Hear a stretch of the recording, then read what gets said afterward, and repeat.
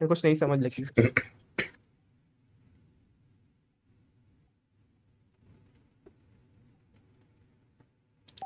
अच्छा हमारे पास इधर, यार एक तो आप मैसेज रीड कर लेना, लेकिन मैसेज रीड करना, ठीक है?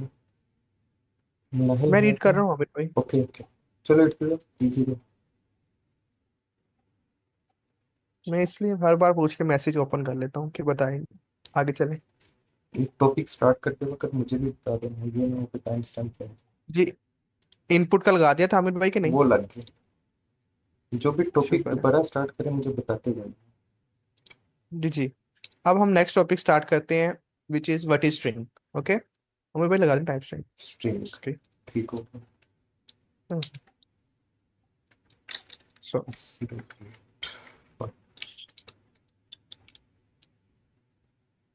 सबसे पहले स्ट्रिंग एक प्रिमिटिव डाटा टाइप है। मींस के ये एक वैल्यू स्टोर करती है। ओके, अब आपने यहाँ पे कंफ्यूजन नहीं होनी, क्योंकि स्ट्रिंग एक वाहिद ऐसी प्रिमिटिव डाटा टाइप है जिसके ऊपर हम इंडेक्सिंग भी कर सकते हैं, स्लाइसिंग भी कर सकते हैं और स्वैपिंग भी कर सकते हैं। और कोई भी ऐसी प्रिमिटिव डाटा टाइप ही है जिसपे ये चीजें हो सके। ओके, और दूसरी बात, ये एक ऐसी डाटा टाइप है जो इम्यूटेबल है। मीन्स कि जिसको आप चेंज नहीं कर सकते। एक स्ट्रिंग और एक टपल, ये दो ऐसी डाटा टाइप हैं जिसको आप चेंज नहीं कर सकते। हम देखेंगे, मीन्स कि अगर आपने एक, जैसे आप उसमें करते थे ना, टाइप शीट में कांस्टेंट बनाते थे वेरिएबल, कॉन्स लिख के और आगे वेरिएबल बनाते थे, उसको बाद में आप चेंज नहीं कर सकते। इसी तरह जो स्ट्रिंग है ना, अगर आपने एक वेरिएबल की वैल्यू, एक वेरिएबल के अंदर स्ट्रिंग वैल्यू दे दी है ना, आप उस वैल्यू को चेंज नहीं कर सकते फिर। ठीक है, तो एक कांस्टेंट की तरह है कि वो इम्यूटेबल है, उसको आप जो मर्जी कर लो चेंज नहीं होगा वो। हम इसको प्रैक्टिकल भी करके देखेंगे। जी जी, हम इसको प्रैक्टिकल करके देखेंगे कि चेंज क्यों नहीं होती। ठीक है, सबसे पहले हम स्टार्ट करते हैं सिंपल डेफिनेशन से। A string is a data structure in Python programming that represents a sequence of characters. Means कि string एक पाइथन प्रोग्रामिंग डाटा स्ट्रक्चर है जो सीक्वेंस ऑफ कैरेक्टर को रिप्रेजेंट करता है। अब इस चीज का मतलब, इस चीज का मतलब है, देखें, पाइथन ये भी एक स्ट्रिंग है ना, वर्ड। अब इसमें करेक्टर्स है। पी एक करेक्टर है, वाई एक करेक्टर है, टी एक करेक्टर है, एच ओ एन, ये सारे एक करेक्टर्स हैं। उसकी डेफिनेशन क्या है? String represents a sequence of character. Means कि ये सीक्वेंस ऑफ करेक्टर को रिप्रेजेंट करती है।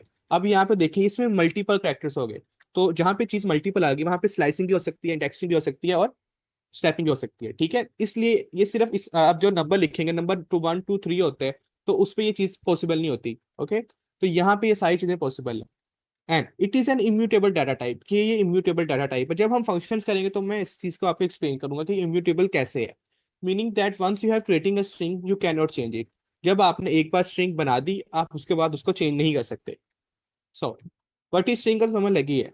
और इसकी अगर दूसरी डेफिनेशन देखनी है आपने, तो इरफान यार एनीथिंग पंखा दे विच दादी कम्स मच्छर यार इनसाइड बुड्ढी दा। Inverted comma is called string. ये देखें, what is string? Anything written inside the inverted commas is called string. Means के स्ट्रिंग डॉट पी, बस फुल ना इन्वर्टेड लाइन कॉमर्स खोल लगा के तो आप ना, दो जो भी लिखोगे स्पीड कट कर दी, दो कट है। वो एक स्ट्रिंग है। अब ये देखिए, मेरी एक स्ट्रिंग है, ठीक है। वो इन्वर्टेड कॉमर्स सिंगल भी हो सकते हैं, डबल भी हो सकते हैं और ट्रिपल भी हो सकते हैं। इन तीनों का डिफरेंस आपको पता है, सिंगल, डबल और ट्रिपल का। तो मैं उस साइड पे नहीं जा रहा। लेकिन जो भी चीज इन्वर्टेड कॉमर्स के अंदर आएगी वो स्ट्रिंग कहलाएगी। ओके, अब वो आप इसके अंदर चाहे नंबर लिख दें। फॉर एग्जाम्पल, अगर मैं यहाँ पे नंबर भी लिख दूं कोई, वो भी स्ट्रिंग ही होगा। मैं कोई 20.5 बुलियन लिख देता हूँ, सॉरी बुलियन कह दिया मैंने, फ्लोट लिख देता हूँ, बुलियन लिख देता हूँ, ट्रू। अगर हम इसको एक वेरिएबल में स्टोर करवाएं, डेटा टाइप का वेरिएबल बनाते हैं एक, ठीक है, और उसमें ये स्टोर करवाते हैं। अब इसकी अगर हम टाइप चेक करें, देखें, इसके अंदर स्ट्रिंग भी है, नंबर भी है, इंटीजर भी है, फ्लोट भी है और बुलियन भी है। अगर हम इसकी टाइप चेक करें, print type of data type, कि इसकी टाइप चेक करवाएं, डाटा टाइप, ठीक है,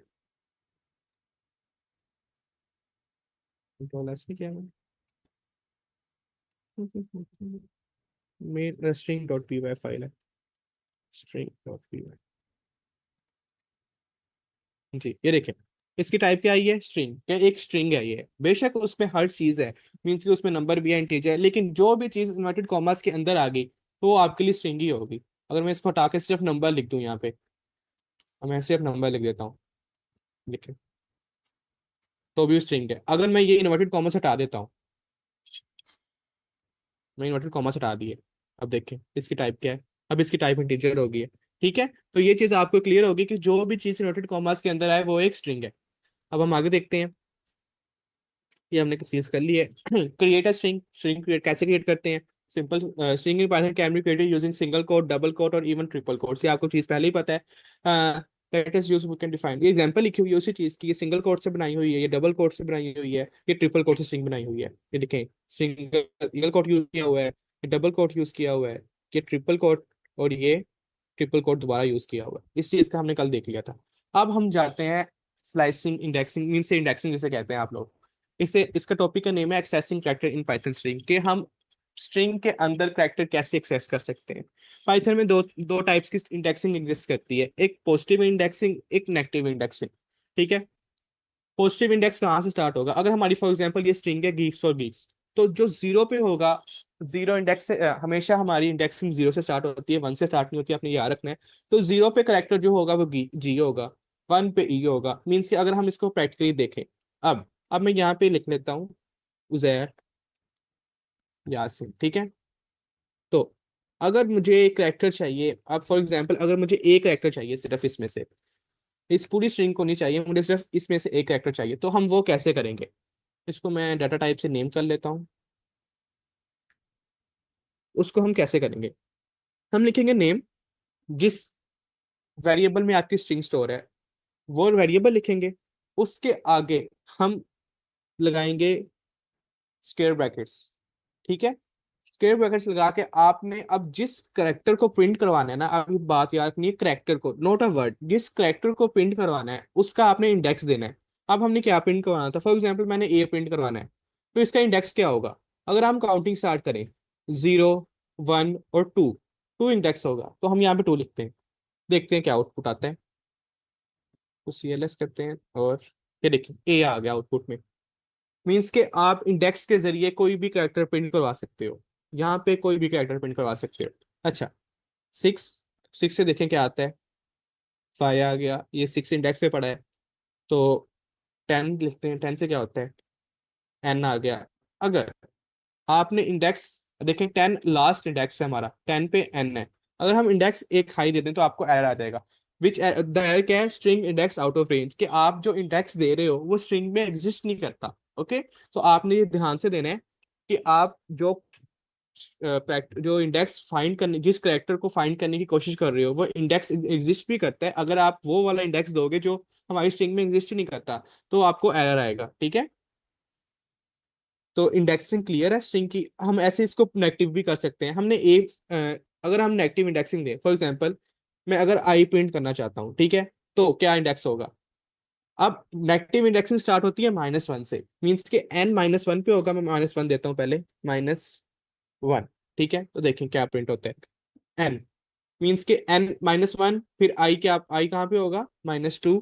तो ये नेगेटिव इंडेक्सिंग आ रही है राइट टू लेफ्ट। हाँ, राइट टू लेफ्ट। -2 पे आई प्रिंट हो गया। जी जी, बताता हूँ, रुक जाए। अच्छा, 4 पे देखें क्या प्रिंट होता है। अच्छा, तो ये होगी इंडेक्सिंग। जी जी, बताता हूँ मुझसे भाई। अब मैं एक चीज लिख रहा हूँ, अभी आपने उस चीज को इग्नोर करना है जो मैं लिख रहा हूँ, बस आपको एक चीज दिखाने के लिए लिख रहा हूँ।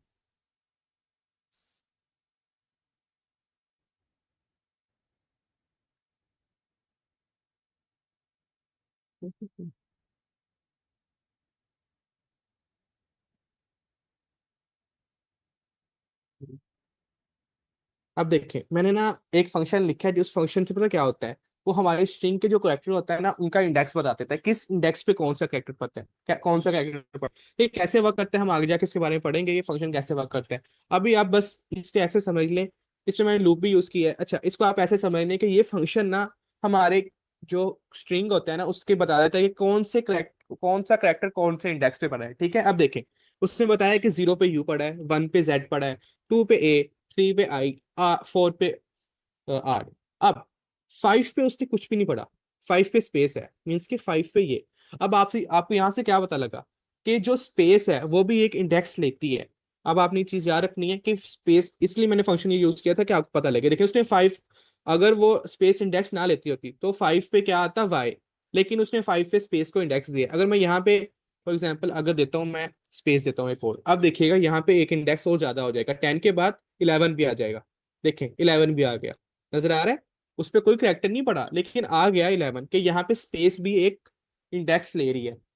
तो अगर आप अब प्रिंट करना चाहें, अगर हम वापस आए अपने काम पे, तो हमारा 5 पे क्या है, स्पेस। अगर हम प्रिंट नेम लिख के, ओहो, नेम लिखे इंडेक्स 5 दें, इंडेक्स 5 दें, तो देखें क्या होता है। बेशक वहां पे स्पेस पड़ी है, तो हमारा आउटपुट में कुछ भी नहीं आया, क्योंकि वहां पे स्पेस पड़ी है। ओके, क्लियर हो गया कि आपकी स्पेस भी एक इंडेक्स लेती है। तो ये होगी इंडेक्सिंग, पॉजिटिव और नेगेटिव इंडेक्सिंग दोनों दिखा दी है। क्लियर है आपको? इंडेक्सिंग जरा ध्यान से सीखनी है, क्योंकि हमने नमपाई में जाके बिल्कुल सेम काम करना है, बिल्कुल सेम ये। ठीक है, तो ये जरा ध्यान से सीखिएगा। अगर कोई क्वेश्चन है तो पूछ लें। जी मुस्तफा भाई, आपका क्वेश्चन क्लियर हो गया?